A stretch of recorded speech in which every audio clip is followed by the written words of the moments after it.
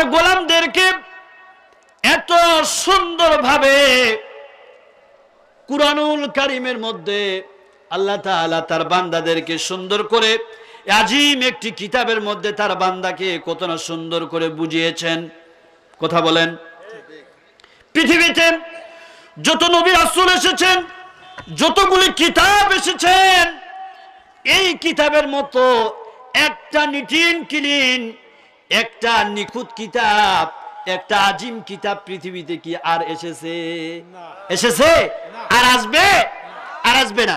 আল্লাহ রাব্বুল আলামিন এই কুরআনুল কারীমের মধ্যে তার গোলামদেরকে সুন্দরভাবে জানিয়ে দিচ্ছেন, আউযু বিল্লাহি মিনাশ শাইতানির রাজীম, বিসমিল্লাহির রহমানির রহিম, ইয়া আইয়ুহাল্লাযীনা আমানু ফি সিলমি কাফা ওয়া লা তাত্তাবিউ খুতুওয়াতিশ শাইতান ইন্নাহু লাকুম আদুউম মুবিন। বলি আল্লাহু আকবার।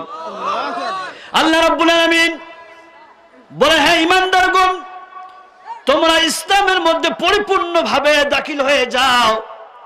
আমার ভাইয়েরা, এই কথাটা নিয়ে যদি আমি এখন ব্যাখ্যা করতে যাই, অনেক সময়ের ব্যাপার আছে। শুধু আপনাদেরকে মেন পয়েন্টগুলো আপনাদেরকে আমি বুঝিয়ে দিয়ে সামনে অগ্রসর হওয়ার চেষ্টা করব ইনশাআল্লাহ। রাব্বুল আলামিন বলছেন, হে ঈমানদারগণ, তোমরা ইসলামের মধ্যে পরিপূর্ণভাবে দাখিল হয়ে যাও, আর তোমরা শয়তানের প্রধানকে অনুসরণ করো না। ইন্না লাকুম আদুউম মুবিন, নিশ্চয়ই সে তোমাদের প্রকাশ্য দুশমন।